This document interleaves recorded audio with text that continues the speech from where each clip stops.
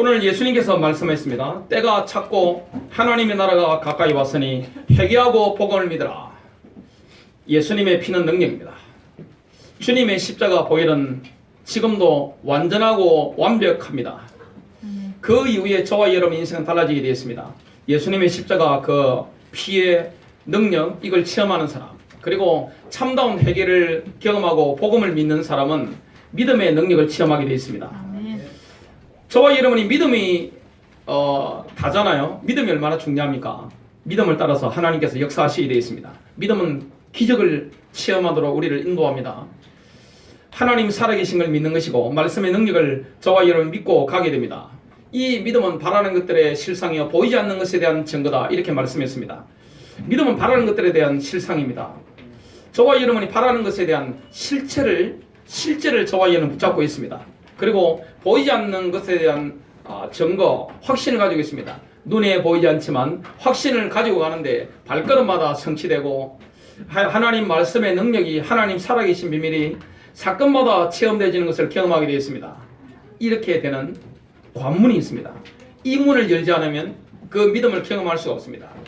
믿음으로 들어가는 그 문이 뭡니까? 바로 회개입니다.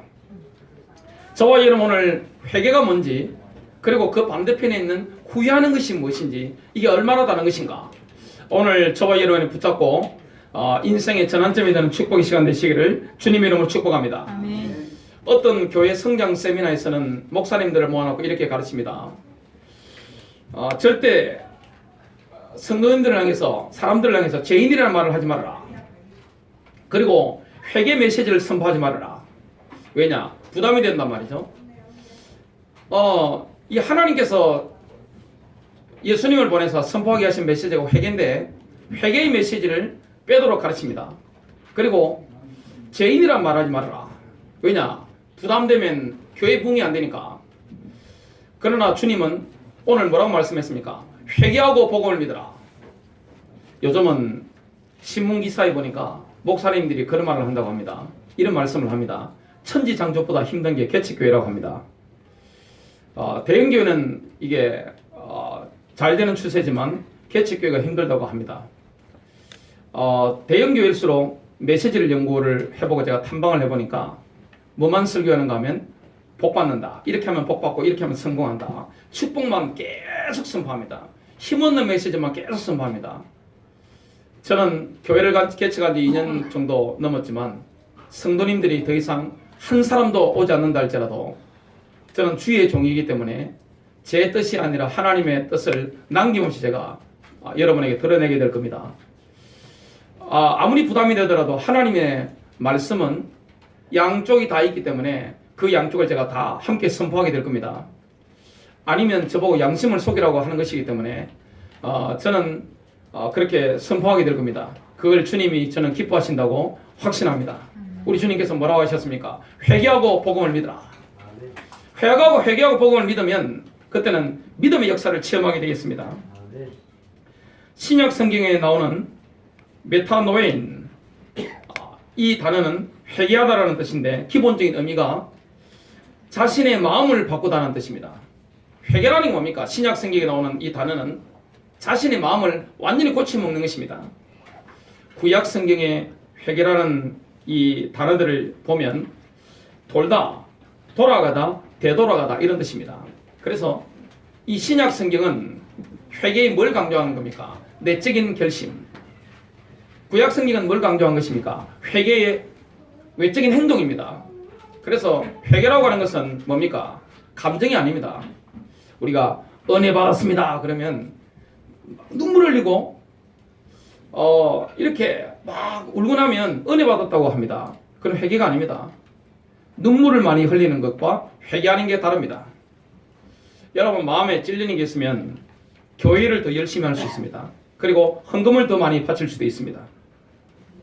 또 내가 천주교 로마 가톨릭에서는 고행을 하기도 합니다. 그것과 회개는 전적으로 다릅니다. 그것과 하나님을 기쁘시게 하는 것은 완전히 다릅니다. 주일날 가인과 아벨을 보면 가인이 훨씬 경건합니다. 인간적인 열심 가인을 못 따라갑니다. 가인은 그러나 하나님의 방법을 놓쳤습니다. 농산물을 가지고 자기 열심히 한 거죠. 채상품을 가지고 하나님께 드렸습니다.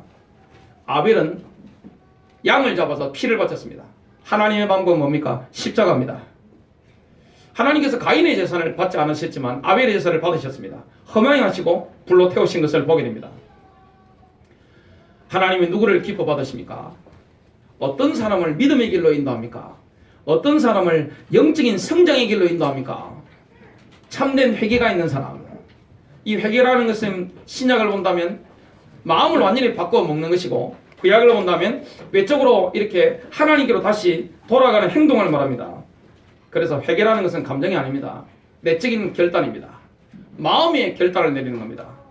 오늘 말씀의 제목이 회개 대 후회입니다. 이거는 완전히 반대 개념이 될 수 있습니다. 첫 번째입니다.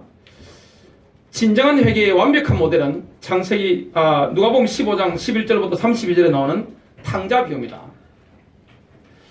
우리 예수님께서는 죄인이 회개하고 돌아오는 걸 너무나 기뻐합니다. 우리 하나님의 근본적인 속성이 뭡니까? 진노하는 게 아닙니다. 심판하는 게 아닙니다. 오늘 오후에 심판에 대해서 말씀을 전가하게 될 것인데, 하나님은 절대 여러분들을 어렵게 만든다든지 여러분을 괴롭힌다든지 심판한다든지 이렇게 하고 싶은 생각 조금도 없는 분입니다. 하나님은 우리의 자비로운 아버지신 줄로 믿습니다. 하나님은 근본적인 속성이 사랑입니다. 하나님은 구약을 보면 사랑입니다. 신약을 보면 사랑입니다. 하나님을 한 단어로 표현한다면 바로 하나님의 사랑입니다. 십자가의 사랑입니다. 그래서 우리 하나님 아버지께서는 회개하는 자를 기뻐하십니다. 예수님은요, 잃어버린 자가 돌아오는 걸 얼마나 기뻐하시는지 모릅니다. 그것이 바로 누가복음 15장에 계속해서 나오는 잃은 양 비유. 우리 주님께서는 잃은 양을 찾아 나서시잖아요. 이게 주님의 마음입니다. 또 드라카마 비유. 드라카마를 잃어버렸는데 드라카마를 찾습니다. 이게 주님의 마음입니다. 탕자 비유. 이게 완전 복음입니다. 이게 바로 회개 모델이 되는 것을 보게 됩니다. 누가복음 15장 1절부터 2절에 보니까 모든 세리와 죄인이 주의 말씀을 들으려고 주께 다가오니 그랬습니다. 여러분, 죄인들이 주님을 좋아하잖아요. 본능적으로 압니다. 아, 주님이 나를 받아주시는구나. 내가 어떤 죄를 가지고 있다 할지라도, 과거에 어떤 내가 매국노 짓을 했다 할지라도, 세례는 매국노였으니까요, 유대인들이 볼 때. 그럼 내가 어떤 죄를 지었다 할지라도 주님은 나를 받아주실 거야. 십자가 붙잡으면 나는 회복될 거야. 이 사실을 본능적으로 영적으로 알기 때문에 예수님께 말씀을 드리고 나오는데, 그 반대편에 있었던 종교적인 인물이 있습니다. 거룩한 인물들이 있습니다. 11조 잘하고 구제 잘하고 안식일을 잘 지키고 하나님 앞에서 룰들을 철저하게 지키는 이런 인물들이 나옵니다. 바리새인과 서기관들이 불평하여 말하기를, 죄인들이 예수님께 오니까 불평을 했습니다. 이 사람은 죄인들을 영접하여 함께 음식을 먹는다고 하더라. 음식을 먹는다는 것은 교제를 나누는 것입니다. 친교를 나누는 겁니다. 그러니까 불평했습니다. 자, 그때 예수님이 비유를 드셨는데요. 누가복음 15장 11절부터 16절에 둘째 아들이 자기 상속 몫을 다 챙겨가지고 아버지한테 미리 주세요 그런 겁니다. 땡겨가지고 집을 나가버린 겁니다. 이 유대인들의 법에 보면 원래 장남은 아들 2명이 있다면 장남은 3분의 1을 가집니다. 둘째 아들은 3분의 1을 가집니다. 이게 유대인들의 법입니다. 자기 재산 3분의 1을 현찰화시켜가지고 떠나게 됩니다. 그러니까 아버지를 떠나가는 겁니다. 누가복음 15장 13절에 보니까 얼마 후에 작은 아들이 모든 것을 모아가지고 먼 나라로 갔어 그랬습니다. 아버지 나라에서 먼 나라로 가버린 겁니다. 그곳에서 방탕하게 살면서 자기 재산을 낭비하더라. 육신의 정욕을 따라가는 거죠. 안목의 정욕에 따라가는 거죠. 이생의 사랑을 따라갔습니다. 14절에 그가 모든 것을 탕진한 후에, 돈을 가질 때는 엄청난 재산이었는데, 현금이었는데 그걸 쓸 때는 탕진하고 나니까 금방 다 날아가 버립니다. 돈을 탕진했는데 설상가상으로 그 나라에 큰 기근이 들어 궁핍하게 되기 시작하니 그랬습니다. 쉽게 말하면 경제공황이 와버린 겁니다. 먹을 게 없는 겁니다. 15절 16절에 보니까 완전히 비참해진 겁니다. 그가 나가서 그 나라 백성 중 한 사람에게 더부살이를 하게 되었더라. 그 주인이 그를 자기 농지로 보내어 돼지를 치게 하더라. 유대인들은 돼지고기를 싫어합니다. 하나님께서 율법으로 돼지고기를 부정하다고 하셨기 때문에 돼지고기를 먹지 않습니다. 그런데 먹지 않는 사람이 돼지를 지금 치는 그런 입장이 됐습니다. 16절입니다. 그가 돼지가 먹는 껍질로 배를 채우고자 하였으나 시험 열매로 껍질을 가지고 배가 너무 고프니까 경제 공황이 왔으니까 재산 다 잃어버렸으니까 배를 채우고자 했으나 그에게 주는 사람은 아무도 없더라. 돼지가 먹는 음식도 주는 사람이 아무도 없는 겁니다. 완전히 비참해진 겁니다. 그때 탕자가 회개하기 시작했습니다. 그때 한없이 깊은 절망에 빠졌습니다.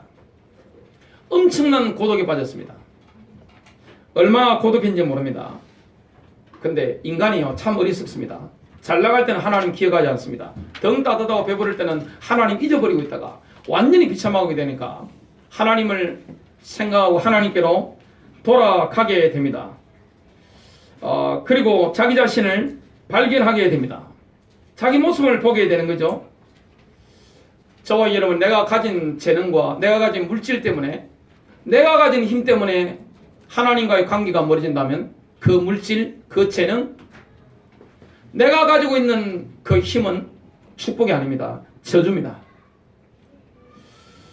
내가 너무나 많은 걸, 육신적인 걸 가지고 있기 때문에 내가 하나님께로 돌아갈 수 없다면 그 육신적인 성취, 이게 바로 저주인 것을 알게 됩니다. 자기 모습을 보지 못하는 겁니다. 이 탕자는 비참했었을 때 자기 자신을 깨닫게 됐습니다. 요한계시록 3장 17절부터 18절입니다. 라오디게아 교회를 향해서 주님이 책망하시는 거죠. 내가 말하기를 나는 부자며 부요하고 아무것도 부족한 것이 없다고 하지만, 교회가 지금 부자잖아요. 대한민국 교회가 부자입니다. 그리고 대한민국에 하나님을 제대로 잘 믿었던 이북에서 내려오신 분들, 그리고 남한에서 하나님을 제대로 섬겼던 사람들은요, 엄청난 부와 명예와 성공을 이루었습니다. 나는 부자며 부유하고 아무것도 부족한 것이 없다고 하지만 주님이 어떻게 진단합니까? 너는 비참하고 가련하며 가난하고 눈물고 헐벗은 것을 알지 못하는도다. 교회의 그 모습하고 교회 하나님 보시는 실상하고 다릅니다. 이게 MRI를 찍잖아요. 피 속에, 혈관 속에 들어가서 찍는 것은 MRI가 아니라 MRA라고 합니다. 찍으면 나온단 말이죠. 하나님의 눈으로 딱 보실 때 우리가 부자고 엄청난 것을 가진 것처럼 보일 수 있지만 실상은 뭡니까? 비참하고 가련한 사람일 수 있습니다. 이 탕자가 비참해졌을 때 자기 자신을 발견하는 겁니다. 인생이 고독할 때, 절망에 처했을 때 나를 발견하는 시간이 있다면 그 시간은 은혜의 시간이요 축복의 시간입니다. 도리어 내가 가진 것 때문에 하나님께로 돌아갈 수 없고 나를 볼 수 없다면 그것은 바로 저주인 것을 보게 됩니다. 누가복음 15장 17절입니다. 그때 그가, 탕자죠, 자신을 돌아보고 그랬습니다. 드디어 자신을 돌아보게 된 겁니다. 그때 탕자가 드디어 결심하게 됩니다. 18절입니다. 이제 내가 일어나서 내 아버지께로 가리라. 그리고 이렇게 말할 것이라고 생각합니다. 아버지여, 내가 하늘을 거역하여 아버지 앞에 죄를 지었나이다. 탕자는 즉시 자기가 결심한 것을 행동으로 옮기게 됩니다. 이게 바로 회개입니다. 진짜 회개는 뭡니까? 마음에 결심한 것을 행동으로 옮기는 겁니다. 누가복음 15장 20절 상반절에 보니까 이에 일어나서 아버지께로 돌아가니라. 여러분, 인간이 회개하면 어떤 결과가 오게 됩니까? 하나님과 완벽한 원네스, 화해를 경험하게 됩니다. 그리고 모든 것이 영육간에 회복되게 되어 있습니다. 영만 회복되는 게 아닙니다. 우리의 혼도, 우리의 육신의 삶도 풍성하게 회복됩니다. 작은 아들의 마음과 아버지의 마음은 완전히 다릅니다. 작은 아들의 마음은 아버지의 마음을 이해하지 못합니다. 이렇게 생각했습니다. 나는 더 이상 19절입니다. 아버지의 아들이라고 할 만한 자격이 없나이다. 나를 품꾼의 하나로 삼아 주소서. 20절에 하반절에 보면 아버지가 어떻습니까? 아직도 거리가 먼데 지금 탕자가 집으로 가고 있는데 거리가 멉니다. 여러분 시력이 누가 좋습니까? 시력은 아버지보다 아들이 훨씬 좋습니다. 그 당시에는 뭐 젊은 사람들이 스마트폰을 하지 않기 때문에 과도하게 이 둘째 아들이 공부를 많이 한 것도 아니기 때문에 시력이 굉장히 좋았을 겁니다. 아마 2.0일 수 있습니다. 아버지는 노안이 와서 지금 잘 보이지 않을 수 있습니다. 근데 거리가 먼데 아버지가 그를 보고 탕자는 아버지가 나를 기다리고 있다는 것은 꿈에도 생각을 못한 겁니다. 근데 아버지가 그를 본 것입니다. 뭡니까? 기다리고 있는 것입니다. 하나님은 잃어버린 영혼들이 돌아오는 걸 기다리고 있는 것입니다. 그래서 주님은 뭘 사랑합니까? 죄인을 사랑합니다. 그 예수님 주위에 붙었던 인물들을 보시기 바랍니다. 창녀, 매국노 취급받았던 세리들, 가난한 사람들, 귀신 들린 사람들, 영혼력이 병든 사람들, 이런 사람들이 예수님께 막 몰려왔습니다. 왜 그렇죠? 예수님께는 이 복장에서 가슴에서 사랑이 막 흘러넘치기 때문에 사람이 막 끌려오는 겁니다. 이게 전도입니다. 막 끌려붙은 것입니다. 가는 곳만 뭐가 일어납니까? 귀신이 떠나가고 치유 역사가 일어났습니다. 그러니까 가는 곳마다 예수님은 그 당시에 아이돌 스타와 같습니다. 그냥 수천 명, 수만 명이요 확 몰려다니는 것입니다. 거기는 바로 기적의 현장이었습니다. 왜냐? 하나님이 직접 오셔서 말씀을 하시고 치유하시는 현장이었거든요. 예수님 주위에는 이런 어려운 사람들이 막 붙었습니다. 주님은 죄인을 사랑합니다. 죄인이 돌아오는 걸 주님이 얼마나 기뻐하는지 모릅니다. 아버지가 그를 보고 척인이 여기어 달려가 목을 안고 입을 맞추니 자, 아버지가 뭐라고 합니까? 22절 24절입니다. 자기 종들에게 이런 말을 했습니다. 가장 좋은 옷을 가져다가 그에게 입히고, 옷은 신분을 바꾸는 거죠. 손에 가락지를 끼우고 새로운 언약을 말합니다. 발에 신을 신기라. 여러분, 새로운 삶을 말합니다. 그리고 살찐 송아지를 이리로 끌어내어 잡아서 먹고 즐기자. 이런 내 아들이 죽었다가 다시 살아났으며 또 잃어버렸다가 찾았음이라고 하니 그들이 즐거워하더라. 복음은 회복입니다. 주님은 언제나 우리를 회복시켜주는 분입니다. 저와 여러분이 회개하기만 하면 완전한 회복이 일어나게 되는 줄로 믿으시길 바랍니다. 두 번째입니다. 회개와 후회는 다릅니다. 내적으로 결심하고 외적으로 행동하는 것, 하나님께 되돌아가는 이게 회개입니다. 후회는 다릅니다. 마태복음 27장 3절부터 4절입니다. 그때 예수를 판 유다가 회개하지 않고 후회하는 사람이 성경에 나오는데 가룟 유다, 그 다음에 야곱의 형이었던 에서, 다윗을 죽이려고 했던 바로 사울 왕입니다. 여러분, 가룟 유다를 한번 보시기 바랍니다. 가룟 유다가 예수님을 팔았잖아요. 예수님이 정죄되셨는데 스스로 뉘우쳤습니다. 스스로 후회했습니다. 뼈저리는 후회를 했습니다. 여러분, 후회는 뼈저리게 한다고 해서 하나님하고 상관이 없습니다. 회개는 하나님과의 관계고 후회는 본인이 뼈저리게 하는 것입니다. 이 가룟 유다가 근 30을 대제사장들과 장로들에게 도로 갖다 주며 이르되 내가 무지한 피를 팔고 죄를 범하였도다고 하니 그들이 이르되 그것이 우리에게 무슨 심판이 상관이냐, 내가 당하라. 유다는 엄청나게 후회했습니다. 후회라는 것은 이 신약 성경에 보면 메타멜레인입니다. 굉장히 고뇌하는 걸 말합니다. 여러분, 막 후회하고 고뇌하고 이거하고는 회개가 다릅니다. 오늘 보니까 또 어떤 말씀이 나옵니까? 마태복음 27장 25절에 보니까 유다는요, 양심의 가책을 받았기 때문에 은 30을 성전에 던져버리고 목매달아 죽었습니다. 떨어졌는데 창자가 다 터져 죽은 것입니다. 사도행전 1장 25절입니다. 유다는 범죄함으로 이로부터 떨어져 자신의 거처로 갔나이다. 어디로 갔죠? 지옥으로 갔습니다. 여러분, 회개하면 하나님과의 관계가 회복됩니다. 영혼육이 완전히 회복됩니다. 삶이 회복됩니다. 인생에 하나님의 영광을 경험하게 됩니다. 가룟 유다는 뼈저린 후에, 쓰라린 후에 눈물도 많이 흘렸는데 목매달아 죽었고 창자가 터져 죽었습니다. 결국에는 지옥으로 가게 됐습니다. 에서는 가룟 유다와 똑같은 잘못을 저질렀습니다. 팥죽 한 그릇에 장자의 명분을 팔았습니다. 히브리서 12장 17절은 이렇게 말씀합니다. 그 후 그가 축복을 유업으로 받으려고 했을 때 거절당하였으며 이미 늦은 거죠. 다시 축복을 받으려고 했습니다. 눈물로 간절히 고하였지만 여러분, 눈물로 후회했습니다.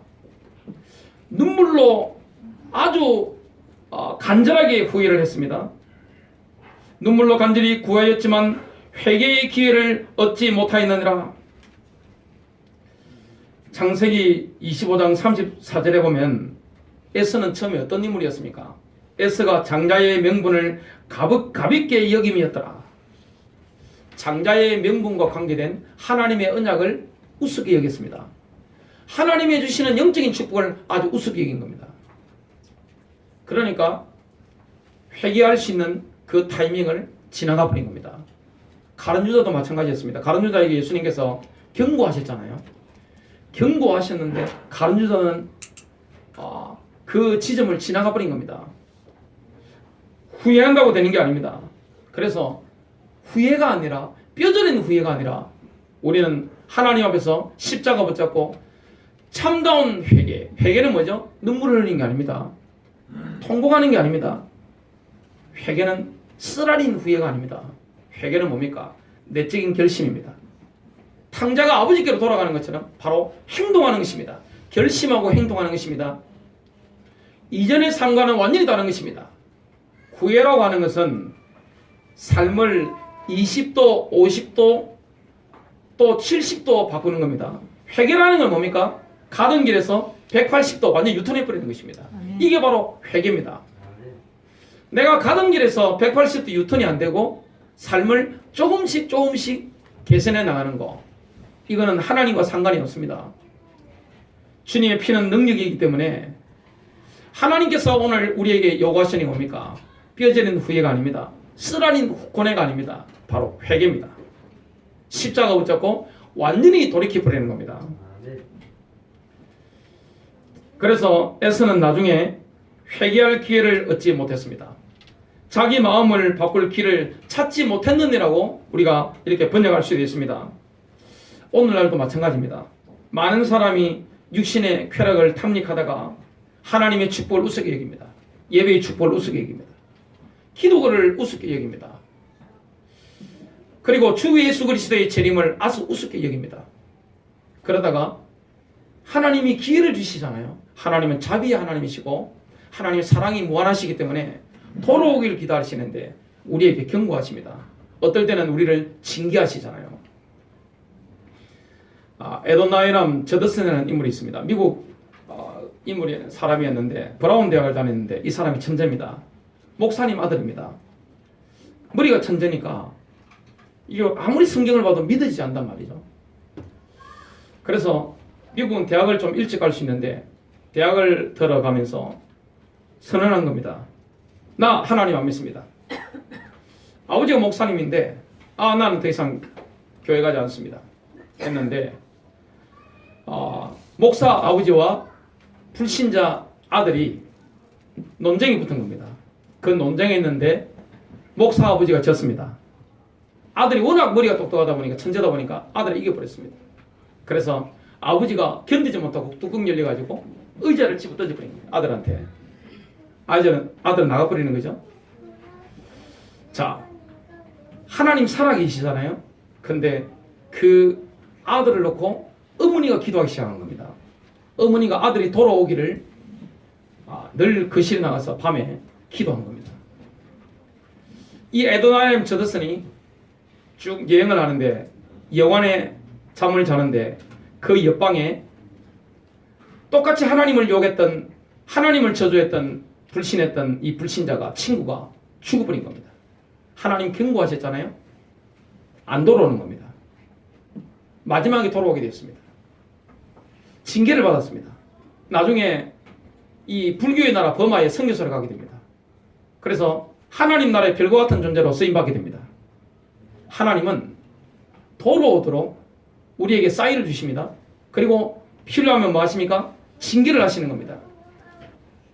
여러분, 하나님이 사인 주실 때 빨리 회개하고 삶을 180도 돌이키는 축복이 있게 되시길 주님의 이름으로 축복합니다. 아멘. 사울도 마찬가지였습니다. 이 사울왕은 다윗을 죽이기 위해서 미쳐버렸습니다. 성경 원어를 연구해 보면 다윗을 죽이려고 할 때 저놈 잡아라 하는데 사람들이 눈을 봤을 때 미친 사람 눈이 있잖아요. 얼굴 보면 미친 사람 얼굴 있잖아요. 완전히 광분해가지고 미쳐가지고 제정신이 아닌 겁니다. 저놈 잡아라 죽이라 하는 겁니다. 죽이러 가는데 정작 이 다윗은 하나님을 두려워했기 때문에 하나님이 다윗을 통해 죽이고자 하시는 마음이 없다는 걸 다윗이 알았기 때문에 다윗은 사울왕을 몇 번 살려줍니다. 특히 굴 속에서 죽일 수 있는 아주 절호의 찬스가 왔는데 이걸 살려주게 됩니다. 그 옆에 그도자락만 살짝 봅니다. 그 볼일을 본 사울왕이 굴 밖에 나갔습니다.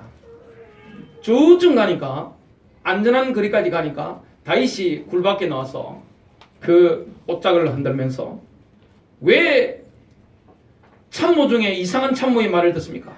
왜 모함하는 말을 듣습니까?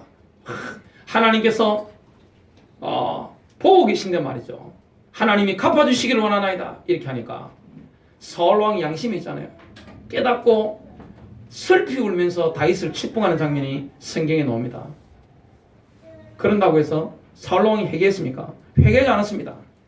그 회개의 지점을 지나버린 겁니다. 여러분, 아무리 슬피 울며 후회한다고 해서 쓰라린 고뇌를 한다고 해서 하나님하고 상관이 있는 게 아닙니다. 회개는 뭡니까? 하나님께로 돌아가는 것입니다. 아멘. 180도 돌아가는 것입니다. 회개한 이전의 삶과 이후의 삶은 내가 완전히 다른 것을 보게 됩니다. 가던 방향에서 20도, 50도, 70도, 80도 조금씩 개선해 나가는 것은 그건 회개가 아닙니다. 마지막 세 번째입니다. 회개는요, 진정한 믿음으로 가는 유일한 길입니다. 저와 여러분이 진짜 믿음의 영적 세계 속에 들어가려고 하면 반드시 통과해야 되는 게 뭡니까? 회개입니다. 신약 성경에 나오는 하나님의 사람들은 한결같이 일관된 메시지를 던졌습니다. 진정한 회개가 진정한 믿음보다 앞서야 한다는 겁니다. 여러분, 믿음이 먼저입니까? 회개가 먼저입니까? 성경에 보니까 구약 성경, 신약 성경 66권을 통틀어서 다 모든 하나님의 사람들이 던진 메시지는 믿음보다 회개가 먼저입니다. 우리는 복음 전할 때 무조건 믿기만 하면 된다 그러잖아요. 주님은 뭐라고 하십니까? 회개하고 복음을 믿어라. 그래서 교회가 선포하는 메시지와 우리 예수님이 하나님이 말씀하신 메시지가 다를 수 있습니다. 세례 요한의 메시지가 뭡니까? 회개하라. 예수님도 마찬가지였습니다. 베드로, 바울, 이 하나님의 사람들 다 마찬가지였습니다. 믿으라고 뭐 하지 않았습니다. 회개하고 믿으라고 했습니다. 세례 요한이 던진 메시지입니다. 마가복음 1장 3절부터 4절입니다. 광야에 외치는 자의 소리가 있어 이르되 너희는 주의 길을 준비하라. 그의 오실 길을 곧게 하라. 기록된 것과 같이 세례 요한이 광야에 이르러 제사함을 받게 하는 회개의 세례를 전파하니, 세례 요한은 세례를 먼저 준 게 아닙니다. 회개를 먼저 선포했습니다. 예수님이 전파하셨던 첫 번째 메시지가 마가복음 1장 14절부터 15절입니다. 요한이 감옥에 갇힌 후 예수께서 갈릴리로 오셔서 하나님의 나라의 복음을 전파하시며 말씀하시기를 그때가 찼고 하나님의 나라가 가까이 왔도다. 너희는 회개하고 복음을 믿으라고 하시니라. 부활하신 예수님의 첫 번째 메시지가 회개하라였습니다. 누가복음 24장 46절부터 47절입니다. 또 그들에게 말씀하시기를 그리스도가 고난당하는 것과 죽은 자들로부터 셋째 날에 살아나는 것이 기록되었으며, 이 구약 성경이죠. 또 그렇게 되어야 마땅하니라. 예루살렘에서 시작하여 모든 민족 가운데 그의 이름으로 회개와 제사함이 선포되어야 하리라. 아멘. 여러분, 회개가 가장 중요한 것입니다. 베드로가 오순절날 선포했던 메시지도 바로 회개하라였습니다. 사도행전 2장 38절입니다. 베드로가 그들에게 답변하기를 회개하라. 그리고 저들을 사함받은 것으로 인하여 너희 각자는 예수 그리스도 이름으로 세례를 받으라. 그리하면 너희가 성령의 선물을 받으리라. 바울이 에베소 교회 장로들을 청해놓고 바울이 에베소에서 전파했던 이 메시지의 개요를 설명했습니다. 그 순서가 뭡니까? 바로 첫 번째가 뭡니까? 바로 회개였습니다. 사도행전 20장 20절부터 21절입니다. 너희에게 유익한 것은 무엇이나 숨겨두지 않고 보여주었으며 또 집집마다 다니며 너희에게 드러나게 가르쳤으니, 바울은 성경 66권의 진리를, 예수님이 전해주고자 하는 진리를 남김없이 다 전했습니다. 어떤 것은 전하고 어떤 것은 전하지 않고 이러지 않았습니다. 싹 다 전한 것입니다. 그 메시지의 키가 나옵니다. 21절입니다. 유대인과 또한 헬라인에게도, 유대인에게만 전한 게 아닙니다. 회당에 들어가서 그리스 사람들도 있었습니다. 유대인과 이방인들에게 전했는데요. 메시지의 핵심이 뭡니까? 하나님께 대한 회개와 우리 주 예수 그리스도에 대한 믿음을 증거하였노라. 히브리서 6장 1절부터 2절에 보면 기독교 신앙의 기초 교리가 나오는데, 그 순서도 가장 첫 번째가 뭡니까? 죽은 행실을 회개하는 것입니다. 신약 성경 전체를 통틀어 보면요, 복음을 듣는 자들에게 하나님이 요구하시는 첫 번째 반응이 뭡니까? 바로 회개하랍니다. 지금 사형리라든지 이런 선교단체가 들어와서 이 대한민국 기독교에 굉장히 큰 영향을 많이 줬습니다. 그 때문에 전도를 얼마나 많이 했습니까? 그렇게 전도한 것 지금 저는 몇만 명 했는지도 기억도 나지 않습니다. 엄청나게 많은 복음을 전했습니다. 근데 사형리나 이런데 한 가지 약점이 있습니다. 그게 뭡니까? 우리가 죄인임을 반드시 회개해야 됨을 이걸 찔러주지 않은 겁니다. CCC 초대 총재 빌 버라이 박사가 그래서 그 부분을 좀 뺐습니다. 왜냐하면 부담을 줄까 싶어서 그렇게 했습니다. 우리는 부담을 주더라도 교회 부흥에 지장이 오더라도 하나님의 말씀이라면 말씀대로 증거해야 될 줄로 믿습니다. 그게 하나님의 종된 자의 양심이잖아요. 자, 설교자는 선포자입니다. 설교자는 전령입니다. 하나님의 전령이잖아요. 설교자는 만일에 옛날 왕정시대의 왕이나 황제가 이 메시지를 전달하라 하면 전령이 가서 광장에 모아놓고 외칩니다. 근데 자기 마음에 안 드는 거, 부담되는 거 빼버리고 축복, 복 이것만 계속 선포하면 어떻게 됩니까? 옛날 왕정시대 그래버리면요, 기양 가든지 아니면 사형시킵니다. 주의 종은 다 주의 종이잖아요. 다 하나님의 종들입니다. 하나님이 말씀하신 것을 감 없이 전해야 될 줄로 믿습니다. 아멘. 더해서도 안 되고 빼서도 안 되는 겁니다. 하나님 말씀이라면 그대로 전달해야 되는 것입니다. 아무리 부담되더라도, 여러분 구약 성경 얼마나 부담됩니까? 신약 성경 얼마나 부담됩니까? 부담되는 말씀이라도 그대로 전해야 되는 것입니다. 그게 하나님의 뜻인 겁니다. 그래서 오늘날 수많은 그리스도인들의 신앙생활이 그토록 불안정한 이유가 있습니다. 진정한 회개 없이 믿음을 고백하기 때문입니다. 영적으로 자라지 않습니다. 회개의 발판이 없으면 영적으로 자라지 않습니다. 저서는 목사가 된다 할지라도 신앙이 견고하지 않습니다. 쉽게 말하면 회개 없는 신앙은, 날마다 회개 없는 신앙, 물론 생명을 넣는 회개는 일생에 한 번 일어납니다. 그러나 우리는 십자가를 늘 의지해야 됩니다. 회개 없는 신앙은 뭐하고 똑같으냐?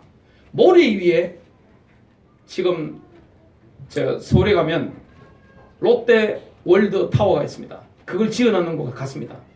바람 불면 어떻게 됩니까? 그대로 넘어져 버립니다. 왜 예수님을 믿으면서 오랫동안 수십 년 동안 교회를 다니는데 신앙생활이 그토록 불안정하냐? 왜 널 흔들리느냐? 회개가 없는 것입니다. 하나님과의 관계가 늘 불안정한 것입니다. 이게 되어버리면요, 하나님과의 관계 속에 임마누엘 누리게 되어 있습니다. 어제 이런 설교를 제가 준비하고 새벽부터 제가 준비했습니다. 마치고 나니까 한 12시 정도 됐는데 오늘 새벽에도 이렇게 새벽기도 왔다 쭉 가고 인도를 받는 가운데 이게 이 말씀이라는 거는 얼마나 우리에게 영육간에 영혼육에 힘을 주는지 몰라요? 여러분 부담되더라도 하나님 말씀을 말씀대로 순종하게 되시길 바랍니다. 아멘. 그래야 저와 여러분이 살게 되어 있는 것입니다. 이게 없이 무조건 믿어라. 요즘 시대는 무조건 덮어놓고 믿으라고 하잖아요. 그러나 그 믿음이 굉장히 공허합니다. 여러분 회개 없는 신앙, 회개라는 것은 후회와 다르잖아요. 가던 길을 20도 들고 50도 들고 60도 들고 70도 들고 이것하고 가던 길을 180도 유턴해가 딱 돌아오는 것하고 완전히 새로운 방향으로 가는 것하고 다릅니다. 그래서 하나님 앞에 제대로 회개한 인생은 지금 성공적인 인생을 살고 있을 겁니다. 영만 거는 게 아닙니다.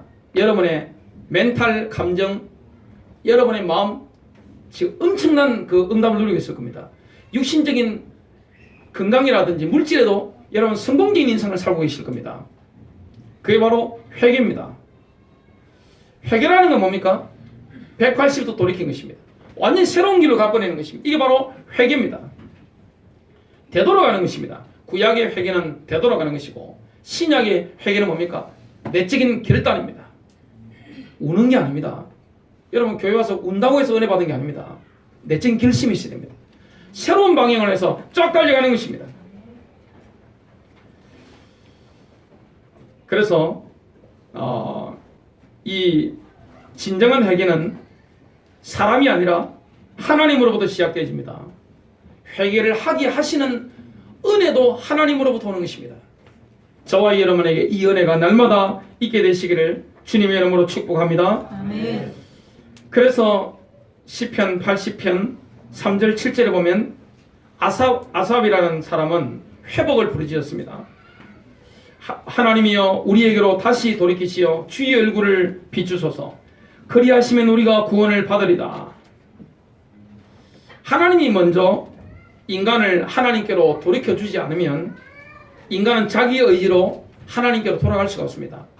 우리가 하나님께로 돌아가는 데는 하나님의 은혜가 필요한 것입니다. 아멘. 그래서 먼저 하나님 역사하셔야 되는데 예레미야가 5장 21절입니다. 여호와여 우리를 주께로 돌이키소서. 그리하시면 우리가 주께로 돌아가겠사오니 우리의 날들을 다시 새롭게 하사 옛적 같게 하옵소서. 요한복음 6장 44절 상반절입니다. 나를 보내신 아버지께서 이끌어주지 아니하시면 아무도 내게로 올 수 없느니라. 아버지께로 이끌어주지 않으면 그 누구도 예수님께로 갈 수 없는 것입니다. 저도 마찬가지입니다. 주님이 은혜 주시지 않으면 어떻게 회개합니까? 어떻게 가던 길을 180도 돌이킵니까? 저 뒤에 어떤 우리 남자 성도님이 어디 연주회 가셔야 되는데 잠깐 오늘 오셨어요. 방문을 잠깐 하셨어요. 본인 다니는 교회가 계신데 그쪽에 제배드리면 갈 수가 없기 때문에 잠깐 들렀습니다. 이런 모든 만남도 누가 이끌어주는 거죠? 우연이 있습니까? 하나님 다 이끌어주는 것입니다. 여러분, 저와 여러분이 하나님께로 돌아가는 거 이거 하나님의 은혜인 줄로 믿으시길 바랍니다. 자기 의지가 아닙니다. 성경에 보면 어떤 사람들은 인생을 살아가면서 회개의 지점을 그냥 지나쳐버립니다.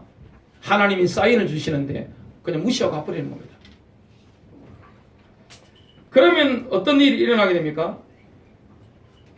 끝까지 회개할 기회를 얻지 못하면 지옥으로 들어가게 됩니다. 지옥에 대해서는 오늘 오후에 말씀을 전가하게 될 겁니다. 결론이었습니다. 마가복음 1장 15절 다시 읽고 마치겠습니다. 때가 찼고 하나님의 나라가 가까이 왔으니 회개하고 복음을 믿으라. 저와 여러분이 회개하고 복음을 믿으면 가던 길을 인생을 180도 돌이켰잖아요. 회개한 사람을 뭘 보면 알 수 있습니까? 그 삶을 보면 알 수 있습니다. 물론 우리에게는 십자가의 보혈이 순간순간 날마다 필요합니다. 그러나 회개라고 하는 것은 예수님의 말씀, 보면 가던 길을 180도 돌이킨 것입니다. 내적인 결단입니다. 우는 게 아닙니다. 쓰라린 권해를 하는 게 아닙니다. 내가 내적인 결단을 내리고 하나님께로 당자처럼 완전히 돌아가는 것입니다. 돌아갔는데 회복이 있잖아요. 진정한 용서가 있습니다. 여러분, 하나님 용서하신 영으로 영혼육이 회복됩니다. 그리고 여러분, 인간관계, 물질의 영역이라든지 전도라든지 모든 게 회복되게 되어 있습니다. 복음이 뭡니까? 회복입니다. 복음은 치유입니다. 아버지로 돌아가는 것입니다. 여러분, 승리하시기를 주님의 이름으로 축복합니다.